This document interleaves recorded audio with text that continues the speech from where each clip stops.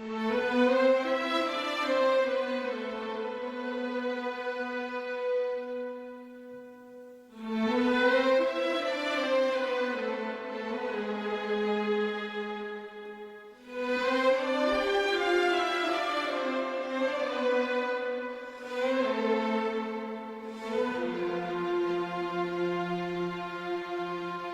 أروع هذا الليل في خماره الحالك. أحب أن ألعب بصمته وأدغدغ بأغنيتي رماله اللانهائية. قالوا إنني أسلط سحري على البشر، إن صوتي تمتمة حريرية، فأنا جني الصحراء، لكن هذا في الحلم فحسب، أما في الحقيقة فأنا الريح.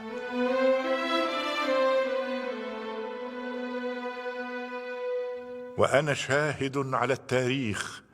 منذ أكثر من 30 قرنا أحببت هذا المكان الأثير لدي في أعماق النوبة، وعلى مر الزمن كتمت سره في صدري، ومنذئذ عاشت ذكراه تحت أمواج الصحراء.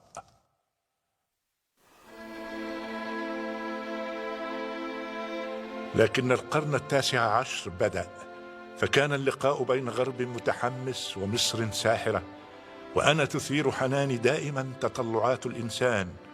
صعدت يوما من أنفاسي نسمة صغيرة، فاكتشفت عيونها المختلجة بالدهشة معجزة القرون، معابد أبو سمبل.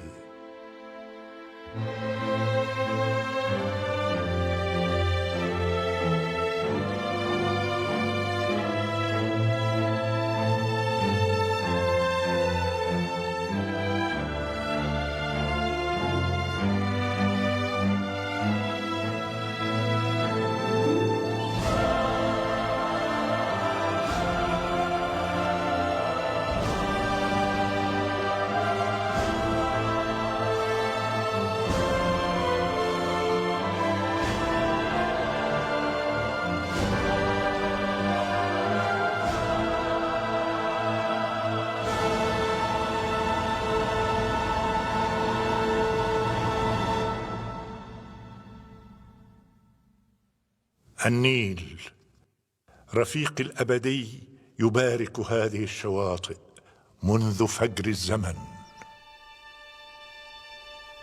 مرور الحضارات، جريان الكواكب، تنعكس الأسحار والمغارب على فيض زبده.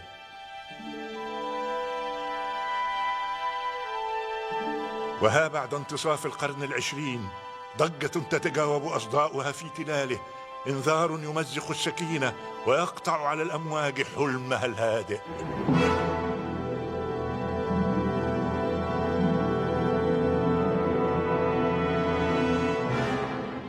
أي عنف وأي قلق، إنه اضطراب يرج المياه. خطر رهيب يحوم حول المعابد، يهددها بدمار ماحق، بانهيار وشيك الوقوع. أنقذوا النوبة، أنقذوا النوبة. اليوم 8 من مارس عام 1960 لبت منظمة اليونسكو نداء مصر لإنقاذ آثار النوبة. بدأ العمل في إنشاء السد العالي، وقبل أن تمر 5 سنوات من الآن سيكون الوادي الأوسط للنيل قد أصبح بحيرة عظيمة. إن مصر هبة النيل، فلتتحد شعوب العالم وأممه في جهد أخوي لمنع النيل ينبوع الخصب والحياة من أن يتحول إلى مدفن مائي لهذه الروائع التي أصبحت تراثا للبشرية كلها.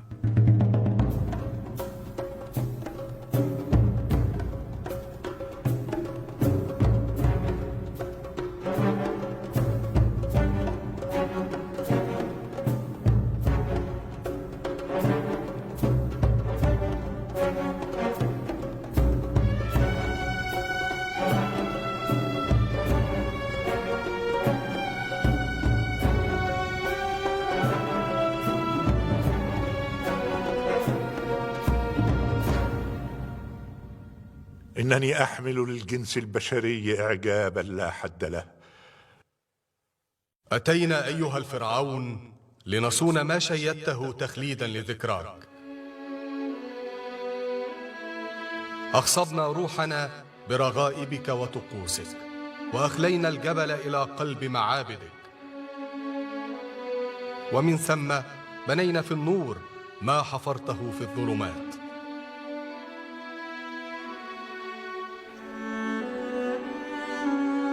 واكتشفنا أن العمل الذي يجد فيه البشر معنى وقيمة هو وحده الخالد من أعمال الإنسان. وعندما نكون قد اختفينا نحن، سوف يواصل الناس زيارتهم لك لتراودهم في ظلالك الأحلام. حدثهم إذن يا سيد مصر العليا والسفلى كيف أجمعت أمرها الأمم حين هددتك المياه بالغرق، وكيف فتحوا مغارات الجبل وأخذوا بين أذرعهم تماثيلك العملاقة إلى حيث مضوا بها إلى أعلى قمة في الشاطئ، حتى تقف شاهدا يا ابن رع على بهاء الأخوة الإنسانية.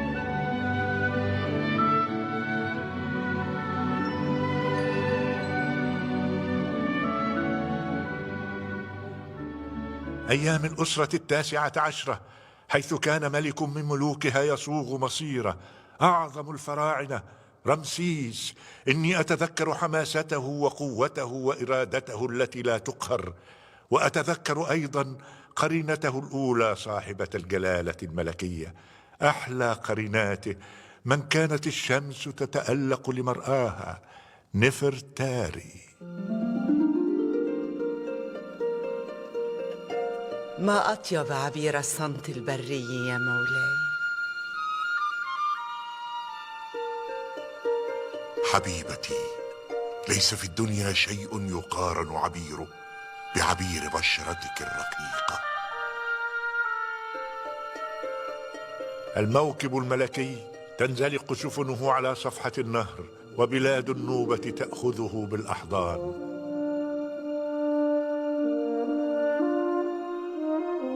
مولاي، ما أشد بهاء هذا المنظر المتلألئ. الهواء مشع بالنور كبلور خالص النقاء. نفرتاري حبيبة موت الإلهة الأم، نفرتاري الحسناء بين الحسان، سيدة كل البلاد. الأشرعة مشدودة بزاوية تدفع المراكب الملكية بنعومة. هذا الأثر الطويل الذي نخلفه وراءنا في النهر بالأمس كان له لون البنفسج، واليوم له لون الفيروز. عنقك ما أطوله، صدرك مشرق، شعرك من لاز ورد، وملمس جلدك بلسم شاف.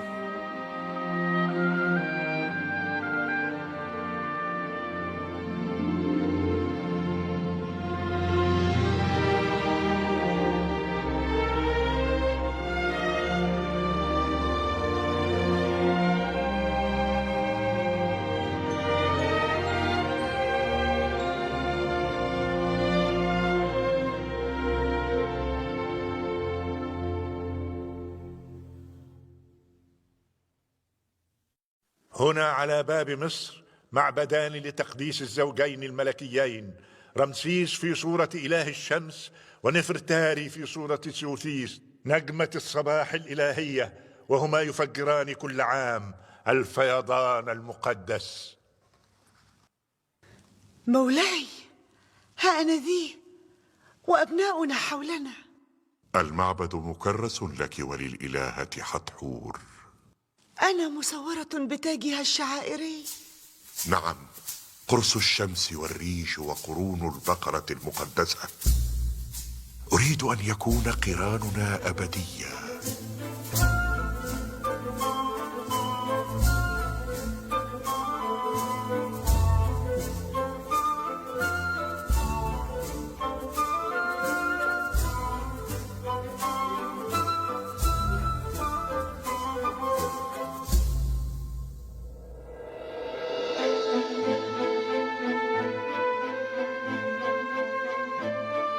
المعبد العظيم.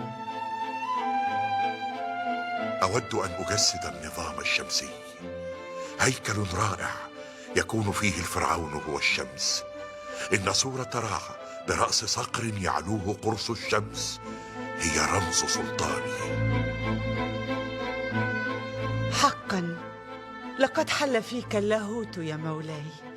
إنك في السماوات سيد، وعلى الأرض وفي مياه النهر مجدك هو مجد مصر. بتاح الخالق، آمون الخفي، رع الساطع، الثلاثة في واحد، وأنا لهم الدم والقربى، رمسيس المنتصر كثيرا. أنت العاهل الأعظم، أنت الكبير والسيد في مجمع الآلهة.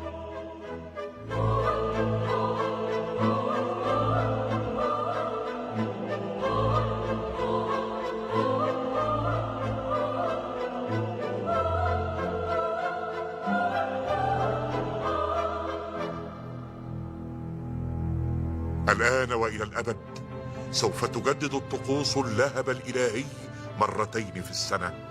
سيخترق شعاع الشمس الطالعة عتمة الردهات إلى قلب المعبد، وينير قدس الأقداس بينما يهجع بتاح في الظل.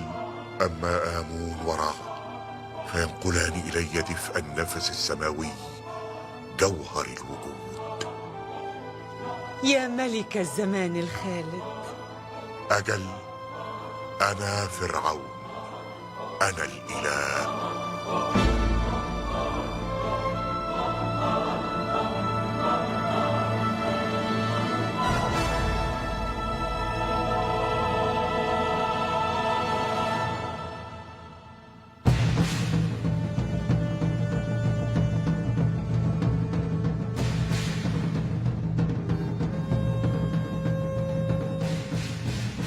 لهيب المعركة، الدفاع عن الإمبراطورية، غزوة الهكسوس تفتتح 4 قرون من الحروب المتصلة. رمسيس يرث من سلالته دماء المحاربين، والذي يعكر صفو السلام يهلك لا محالة. أخضعت الشعوب الأجنبية دافعا شرها بعيدا عن الحدود. في الشمال وفي الجنوب وإلى المشرق وإلى المغرب فتوح للوقاية، مآثر وانتصارات، النصب التذكارية والجبايات العظيمة. مملكة الحيثيين هي الخصم الممقوت. في السنة 5 من ملكي ستكون مدينة قادش ملتقى ليس لنا عنه من محيط.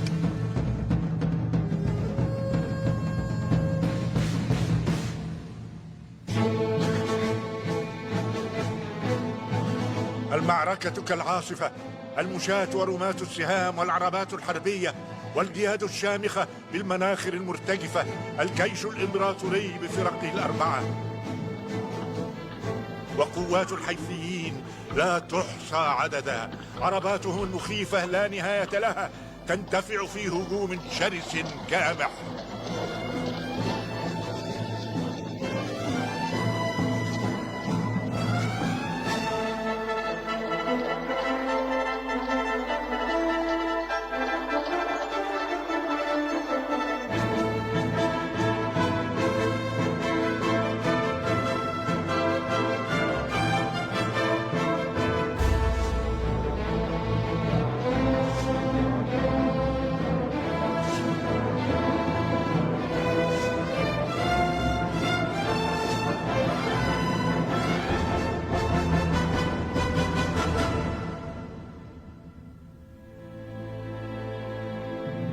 مغامرة رهيبة كلابة الموت السوداء. آمون أبدا، إن أخلاطا من الأعداء تحيط بي، لقد جاءوا من كل البلاد يحاربونني. أنا الآن وحدي، جيوشي تخلت عني وليس يسمع ندائي أحد. أنت دعوتني للمجيء وأنا امتثلت لك. آمون يا أبي، لقد اعتمدت عليك فساعدني.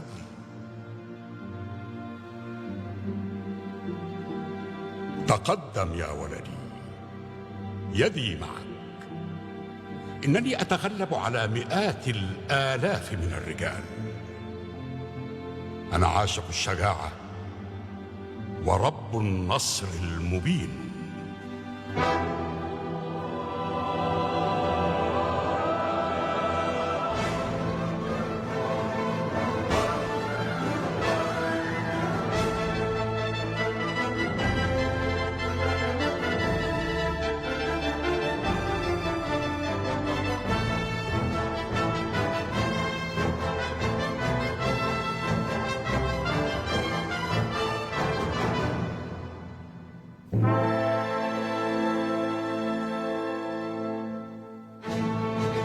كرعد صاعق رمسيس يسيطر على ميدان المعركة، والخصم يتذلل ليوقف القتال. تتتابع الحملات، لكن الانتصارات عابرة. السلطان زائل، والمدن المفتوحة تعلن العصيان، والمعركة الفاصلة التي تطفئ نيران المحرقة مستحيلة.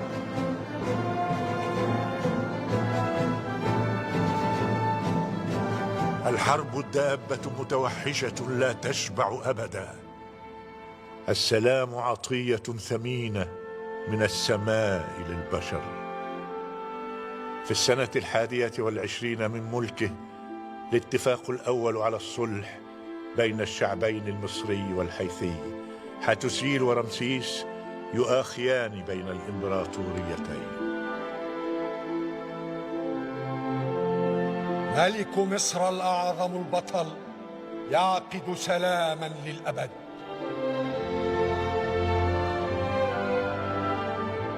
سيد حاث الأعظم لن ينتهك أرض مصر أبدا. على أي عدو أكون حليفا لسيد مصر الأعظم. اشهدي يا آلهة مصر، وليهلك من ينتهك حرمة هذه الكلمات. ومبارك سعيد من يعظمها.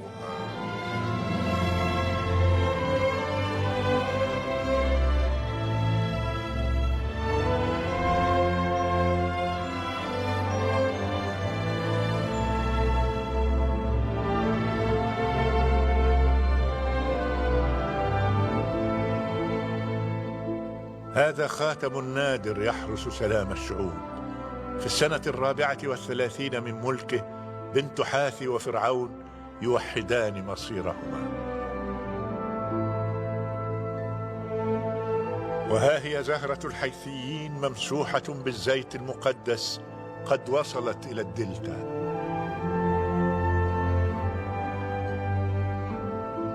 البقل والنخل والجميز، النيل نفسه يبارك زواجنا يا أميرة السلام، يا ملكة مصر.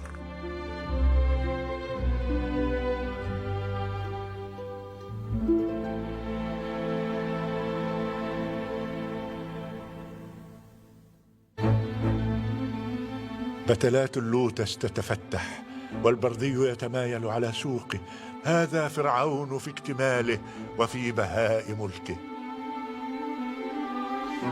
رعمسيس مريامون، ابن الشمس، حبيب آمون. هكذا سمتني عند مولدي تويا أمي الموقرة. وسر ماعت رع، قادر هو النظام الكوني لإله الشمس. هكذا سماني أبي وسمتني الإمبراطورية. كنت أحمل ضفيرة الطفولة حين عينني سيت المجيد وصيا على العرش. سيد الأرضين، منف وطيبة وهليوبوليس كلها شهدت تتويجي. المحب للحق والعدالة. لقد شيدت أعمالا نافعة للناس وللآلهة. الثور الفحل، أكثر من 100 ولد سروا قلبي. إن أسماء الملك هي ذاكرة مملكته، وخلال 67 سنة سيظل رمسيس ممسكا بصولجان مصر. عندما أغمض عيني أهنأ بمعنى أيامي وأعمالي، ومن بينها عمل هو الأقرب إلى قلبي: أبو سمبل.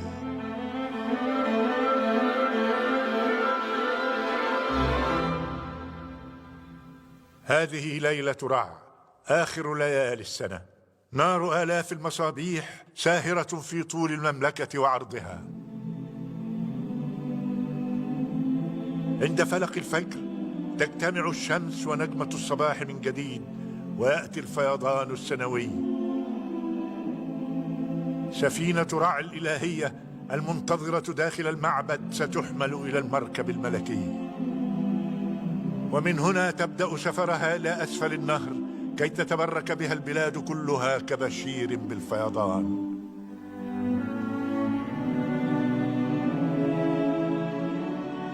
الافتتاح كانت السنة 24 شاهدة على احتفال رائع.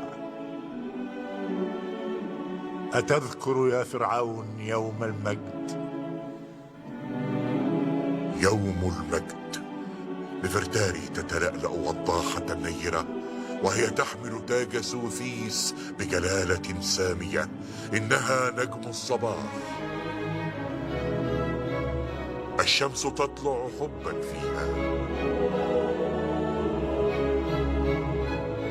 أنا رمسيس العظيم، في سطوع سلطاني أرمي إلى الأفق شعاعي الأول.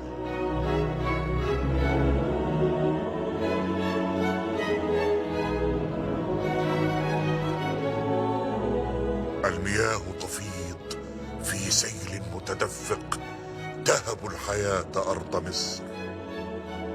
مصر هبة النيل الحبيب.